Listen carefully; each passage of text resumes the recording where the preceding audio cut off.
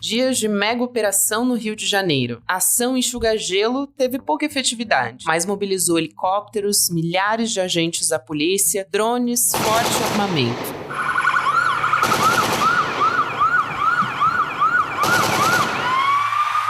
De acordo com a Agência Brasil, um balanço parcial confirmou 9 prisões, sendo 3 em flagrante por receptação e as outras 6 por mandados de prisão expedidos. Também foram apreendidos 17 veículos, um fuzil, além de carregadores, artefatos explosivos, radiocomunicadores e mais de 29 toneladas de barricadas foram retiradas das ruas. Em outubro, o Ministério da Segurança Pública anunciou um Programa Nacional de Enfrentamento às Organizações Criminosas. Então, nós recortamos 12 estados, entre os quais a Bahia, isso desde 1º de setembro, e nós estamos aportando nesses estados 150 milhões de reais. Para onde está indo esse dinheiro? Para diárias, para fortalecer o trabalho das polícias estaduais.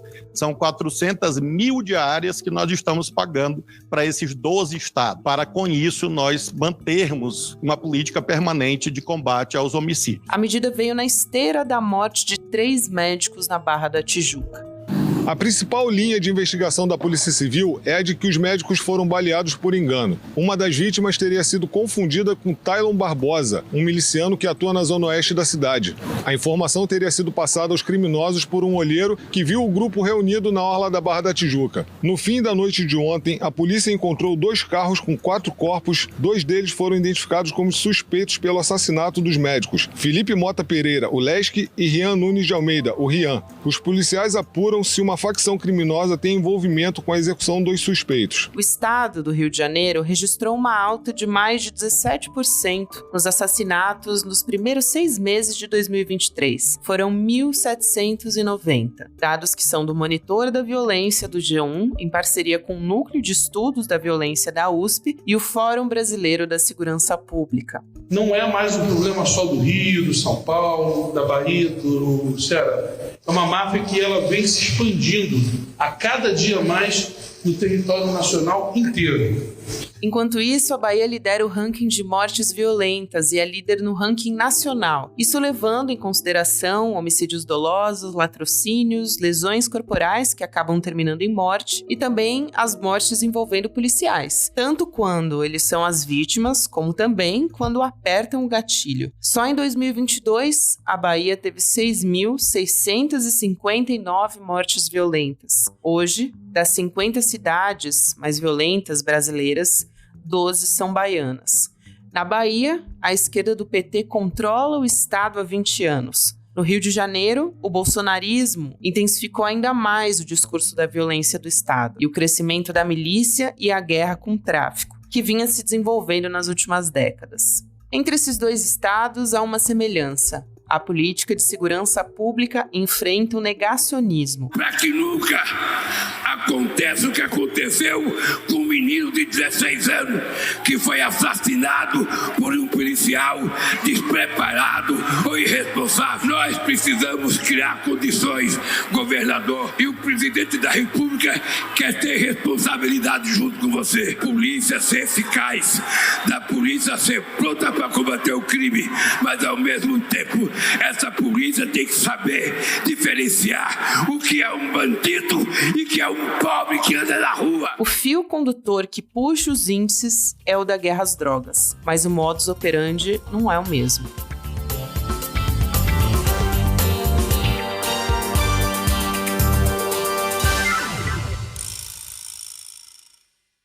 Segunda-feira, 16 de outubro de 2023.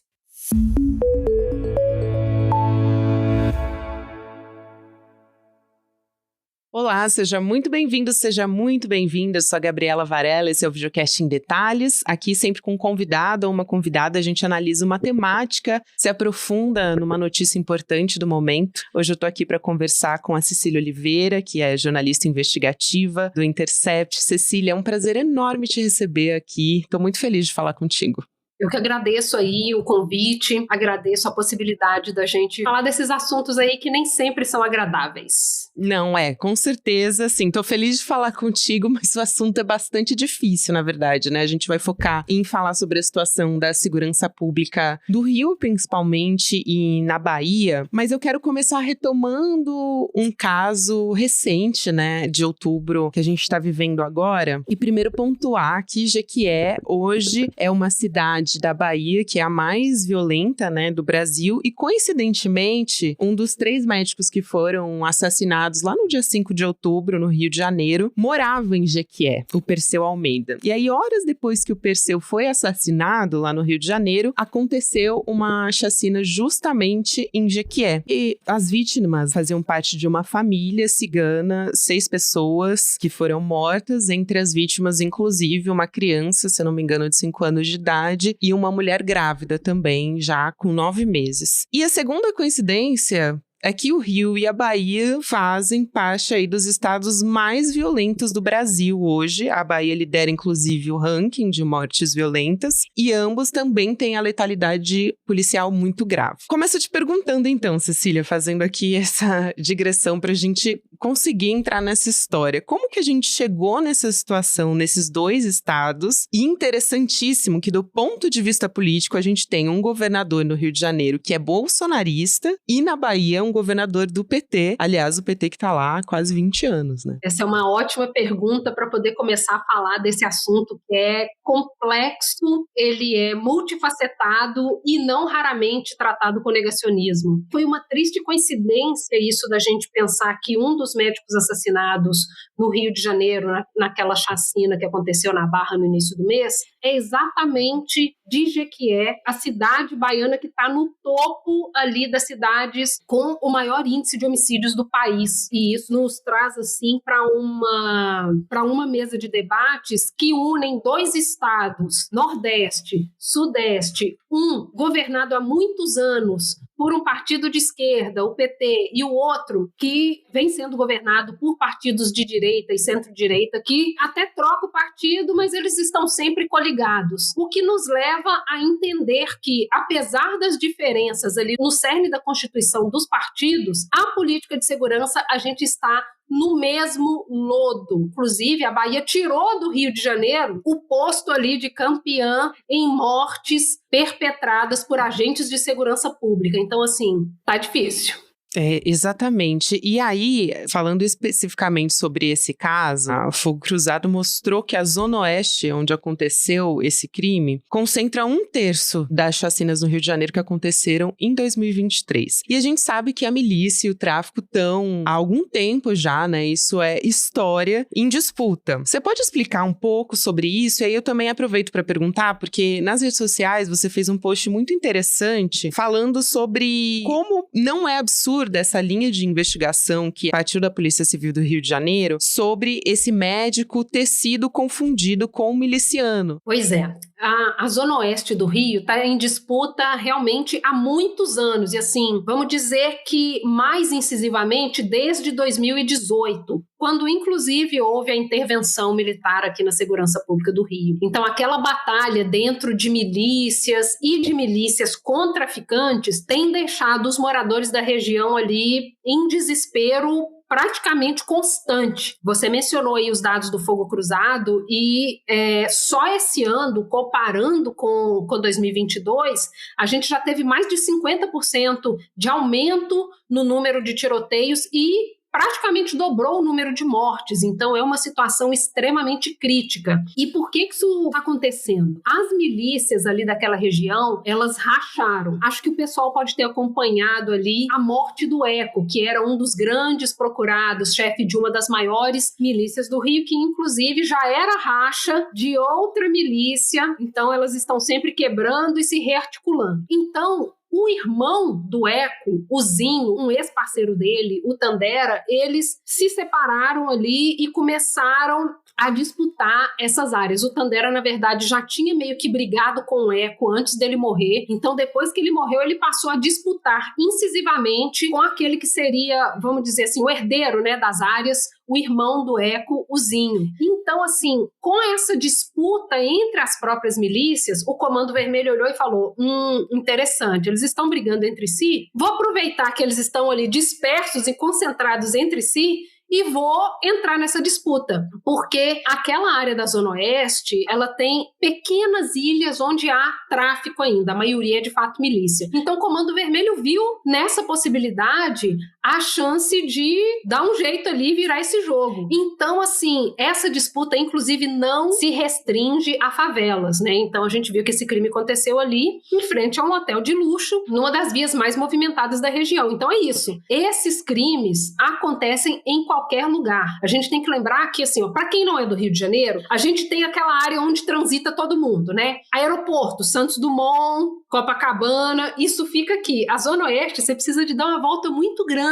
Assim, se você for de metrô, é 1 hora. Então, assim, é uma distância considerável. E muitas das vezes, você não tem nem notícia do que passa ali, né? Inclusive porque o jornalismo, mesmo o jornalismo que a gente vê, assim, cotidianamente, não reflete tanto, assim, essas situações que a gente sabe. O pessoal gosta de ver as áreas mais abastadas, moram nas áreas mais abastadas e dão notícias sobre essas áreas também. Então, essas disputas fogem daquele nosso imaginário de criminalidade do tipo, não, isso acontece muito longe, isso acontece só em favela, e na verdade não. Inclusive, a gente já teve outros grandes crimes desse jeito, assim, com explosão de bomba, atentados em grandes vias na Zona Oeste e que foram notícia na época. Então, assim, não é tão anormal. A gente é que esquece mesmo. Tem vários exemplos, inclusive, né, de milicianos que foram assassinatos. Teve o Diote em estacionamento de um shopping. Teve também um outro que estava envolvido no caso Marielle, que foi morto quando ele estava indo comprar passarinho, assim, um caso bem específico, porque as pessoas acharam que,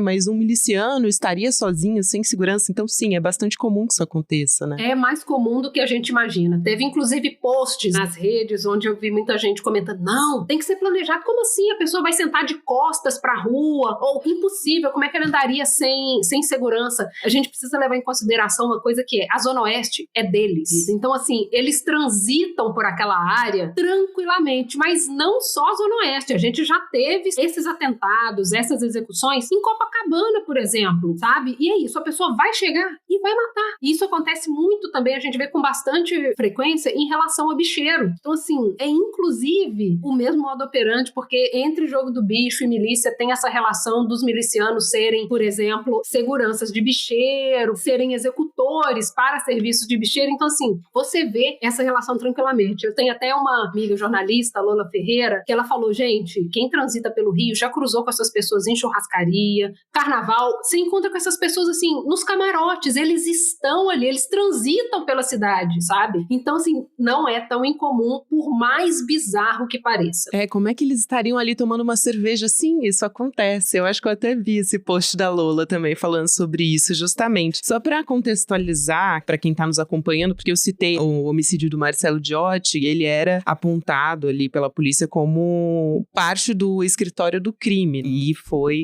morto dessa forma, assim, um estacionamento de um shopping. Agora, Cecília, também uma outra coisa interessante que eu vi foi um gráfico também da Fogo Cruzado mostrando o que acontecia no Rio de Janeiro enquanto as milícias estavam crescendo. E aí tem um período ali da intervenção federal e também justamente quando a gente teve o Wilson Witzel, depois a gente teve o fim da intervenção, Cláudio Castro, mas achei bastante interessante que no período de intervenção federal, que voltou a se ter essa discussão em um momento onde a gente vê a violência muito exacerbada no Rio de Janeiro e também na Bahia, voltou a se ter essa discussão, né? Principalmente entre a sociedade. Então, talvez explicar um pouco sobre isso, porque a intervenção federal não necessariamente quer dizer que vai resolver o problema. Inclusive, é sempre bom a gente lembrar que quando a Marielle foi assassinada, né, o Rio de Janeiro estava sob intervenção federal também. Exatamente, bom ponto. E não apenas a morte de Marielle Anderson, mas 2018 foi o ano com o número recorde de tiroteios registrado em toda a série histórica do Fogo Cruzado, que abrange 7 anos. Então, assim, foram mais de 10 mil tiroteios naquele ano,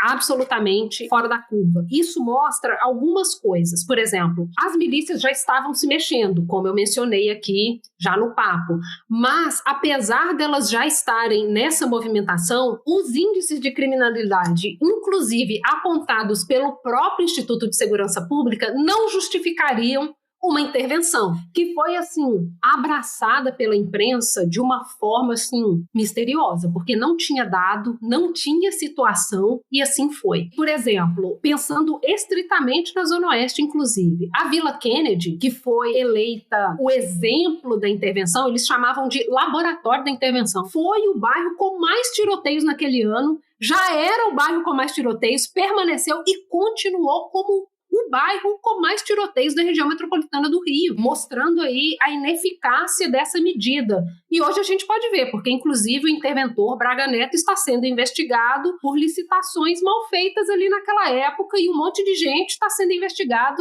no meio desse bolo. Mas pensando aqui em relação aos números, é isso, a gente teve ali em 2018 esse pico, mas o que a gente precisa inclusive pensar um pouco antes de 2018 é que 10 anos antes houve a CPI das milícias. Ali foram identificados quem, onde eles trabalham, quantos são, é político, é policial militar, é bombeiro, é policial civil, foram identificados vários nomes. O pessoal deve lembrar que em 2008 também foi o início das UPPs. O que isso quer dizer? A gente teve ali em 2008 um plano de segurança pública que não abrangia o maior problema identificado até então, as milícias. E nenhum plano de segurança depois disso focou em milícia. Então, houve ali a CPI, houve as UPPs, todo mundo só falava de UPP, UPP isso, UPP aquilo, vamos resolver, beleza. Não resolvemos, né?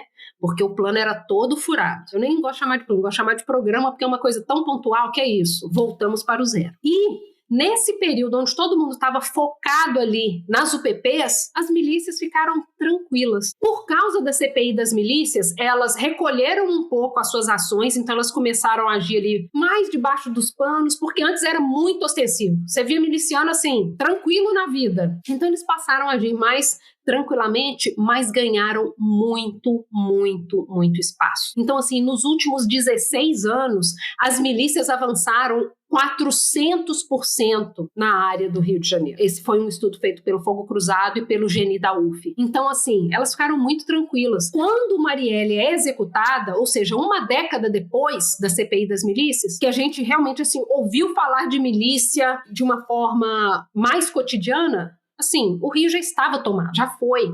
Então, esses gráficos que você mencionou, inclusive, mostram essa situação, que é o reflexo de não focar o planejamento de segurança pública na realidade, nos dados, nas informações. Houve uma CPI. E ninguém colocou essa CPI no planejamento de segurança pública. Então você viu ali o impacto disso nos governos do Cabral, do Pezão, aí sai essa dobradinha, entra o Witzel, entra o Castro e foi indo. Tanto é que agora, na gestão do Castro, foi quando a gente teve as maiores chacinas policiais da história do Rio de Janeiro. Ou seja, lembrando que agora com Castro, a gente não tem Secretaria de Segurança Pública, a gente não tem plano de segurança pública, a gente não tem o GAESP do Ministério Público, é sempre bom trazer o Ministério Público para a conversa, porque eles têm a responsabilidade de fiscalizar o trabalho policial. Então, assim, o buraco que a gente tá é fundo. É fundo, e aí eu quero perguntar... Recentemente, nessa semana que a gente está gravando, que é a semana do dia 11 de outubro, a gente teve o Ministério da Segurança Pública anunciando aí em Programa Nacional de Enfrentamento às Organizações Criminosas e para dar autorização de ações específicas de segurança pública no Rio e na Bahia, que é o tema aqui da nossa conversa. Desde então, a gente teve mega operações, aquela coisa, helicóptero, drone, policiais entrando em comunidade, a gente já sabe como é que é o modus operandi. Mas a gente não teve um saldo muito positivo, assim, um retorno a respeito disso. Também não é uma novidade, mas acho que chama muito a atenção justamente porque se mobilizou para isso. E também a polícia dizendo que os agentes estão pacificando os territórios. Então é um discurso bastante antigo também, acho que vale a pena você falar sobre isso. E a Polícia Federal também, nessa mesma semana, fazendo uma ação ali em que ela conseguiu confiscar quase 50 fuzis numa mansão na Barra da Tijuca e não precisou dar nenhum tiro, não precisou de drone, não precisou fazer uma mega operação. Isso também, justamente depois de uma mega operação com mais de 1.000 policiais mobilizados. Então, queria te ouvir a respeito disso. E, por outro lado, também quero fazer uma comparação aqui com a Bahia e te perguntar essa forma de agir que é bem diferente na Bahia, que você explicou aqui muito bem como age e como a milícia, né, e as facções criminosas estão numa disputa histórica. Na Bahia é diferente, é bem particular e as facções criminosas elas chegam até a fazer alianças em alguns casos.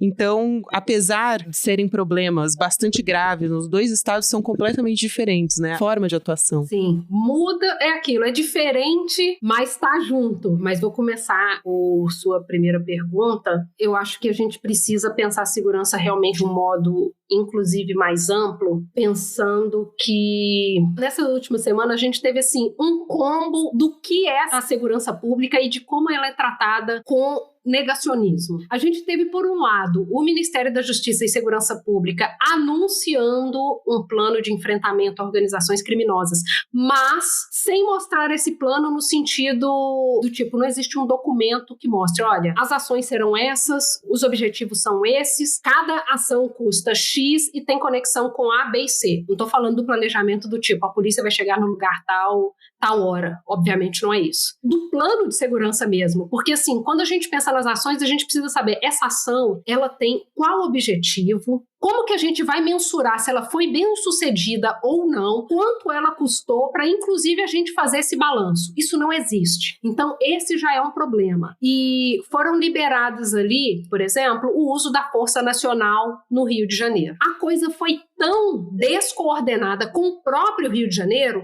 que o Ministério Público Federal falou, gente, peraí, a gente tem uma ação no Supremo que diz que a gente precisa tomar decisões sobre segurança pública dentro da DPF 635. Então a gente precisa analisar onde que isso vai entrar para a gente ver se o que já foi proposto pelo Supremo bate com o que está sendo proposto aqui. Significa que não houve diálogo. Tanto é que o secretário, né, o Capelli, veio para o Rio de Janeiro para tentar desenrolar esse imbróglio e no meio do caminho houve a chacina dos médicos e ele se viu aí também com essa outra crise para poder lidar. É isso, o Ministério Público Federal deu 10 dias para o Ministério da Justiça resolver essa pendência e falar, beleza, vai ou não vai, isso aqui tá dentro ou não tá, vocês vão respeitar o que foi decidido aqui pelo STF? Porque assim, o Supremo estabeleceu que o Rio de Janeiro precisa fazer um plano de redução de letalidade policial. Isso foi apresentado tão porcamente que o Supremo falou, assim não dá, precisa ser refeito. E não foi. Não tem, sabe? Então, assim, isso já estava sendo tratado pelo Supremo há anos. E o Ministério da Justiça não conversou com o Supremo. As ações não conversam entre si. Então, isso mostra uma descoordenação, mas também mostra que a segurança pública é feita do tipo, tive uma ideia. E se a gente mandasse a Força Nacional? Porque isso não tem ancoramento nas ações, nos dados e nas leituras de cenário já feita. Tanto é que essa operação está sendo feita ali no Complexo da Maré. A Maré nem no top 5 regiões com mais tiroteios do Rio. Pra você ter uma ideia, assim, né, dá mais disputa. Se a gente fosse olhar hoje, a região que está crítica e que precisa de uma atenção específica é a Zona Oeste. É onde mais que dobrou o número de homicídios, é onde tem 50% mais tiroteios. É na Zona Oeste. Inclusive, esse modo de tomar decisões é muito parecido com o das UPPs há uma década atrás. Decidia colocar o PP onde queria, não onde tinha problema grave. É a mesma coisa. É mais pra mostrar que algo tá sendo feito, né? Olha, a gente tá fazendo, viu, gente? Tá fazendo, mas tá fazendo errado. Tanto é que essa operação da polícia, você bem citou, é isso. Apreendeu 600 de fuzis numa casa de luxo, não era uma favela, não precisou de um helicóptero e 1.000 pessoas para poder ter uma operação com muito mais efeito. Tá entendendo o que é planejamento? Porque é isso, houve um planejamento, ele foi executado, não saiu matando os vizinhos do dono dessa casa, não teve bala perdida, houve apreensão, então você consegue mensurar o resultado e o gasto da operação. Agora, quanto é que a gente gasta numa operação que tem 1.000 policiais, helicóptero, drone, e a pessoa, e o maior resultado é um policial militar preso escoltando uma carga de cocaína, sabe? Então, assim, é inclusive fora da favela, de novo. Então, a gente tem todas essas questões para serem levadas em consideração se a gente quiser executar um plano de segurança baseado em evidências. Agora, pensando aqui nessa questão da Bahia que você levantou, tem uma configuração diferente do Sudeste. E é, inclusive, foco das facções do Sudeste, porque fica numa região costeira muito próxima do mercado consumidor de drogas, a Europa e a América do Norte. Então, ali é ótimo para poder fazer esse transporte rápido, que é, inclusive, o mesmo problema da região norte, que tem ali muitos rios, com pouco policiamento, e fica muito fácil o escoamento de qualquer tipo de tráfico. Aí muda, inclusive, a configuração do tráfico, porque no norte você ainda trafica madeira, peixes raros e outras coisas. Mas essa correlação com a proximidade dos mercados consumidores tem essa questão. Na Bahia, a gente tem muito mais facções do que tem no Rio de Janeiro. São 10 facções, brigando entre si. Tem as facções do Sudeste que estão de olho nessa rota e agem ali em parceria com facções locais. Há também grupos de extermínio, que é uma coisa que pouco se fala quando a gente fala da Bahia. Há investigações do Ministério Público focadas em grupos de extermínio, com a presença de policiais. Então, é um ambiente caótico também quando a gente fala de segurança pública. Exatamente, Cecília, eu quero te agradecer muito e eu espero de fato que a gente consiga encontrar um caminho, né, para que essas operações para enxugar gelo acabem, que a gente realmente tenha uma política de segurança pública baseada em evidências, né, como você disse, é tão importante, senão a gente vai continuar enxugando gelo e não vai chegar a lugar nenhum. Então quero te agradecer aqui pela sua aula e seja muito bem-vinda aqui sempre, um beijo grande para você. Muito obrigada aí pela oportunidade de explicar um pouco mais desse cenário que é tão complexo e estamos aí para quando vocês precisarem. Muito obrigada pelo convite. Imagina, Cecília, eu que agradeço. A Cecília, só lembrando, ela é jornalista investigativa do Intercept Brasil. Eu agradeço muito a você que nos acompanhou até aqui. O podcast em detalhes fica por aqui. Próximo episódio vai ao ar às 10h30 da manhã, ao vivo no YouTube, por onde você acompanha toda a programação do ICL Notícias, nos canais do Instituto Conhecimento Liberta e também Eduardo Moreira no YouTube, sempre de segunda a sexta-feira. E você pode acompanhar o podcast nas plataformas de áudio a partir das 7 horas da manhã. O episódio já fica disponível para você. Um beijo e até lá. Eu, Gabriela Varela, faço a apresentação, o roteiro e a coordenação do videocast em detalhes. A direção técnica de gravação é de Guilherme Bessa, Bianca Pasquim e Caio Marinato. A coordenação de transmissão é de Ícaro Garcia e Malu Pessoa. A operação de áudio é de Henrique Guimarães, Giovanni Anino e Matsu. De vídeo, do Vitor Ferreto. A produção jornalística é da Elô Macrini. A vinheta original é de Caio Marinato. A edição de áudio e sonorização são de Matsu e César Degani. A direção de mídias sociais é de Joema Martins e a direção de arte é de Stella Spironelli. A coordenação de artes gráficas de Isabela Chiara. A direção de programação é de Maurício Arruda e a produção executiva de Eduardo Moreira e Rafael Donatiello. Este episódio usou áudios do canal UOL, Band, TV Cultura, Canal Gov, CNN Brasil e Ministério da Justiça e Segurança Pública.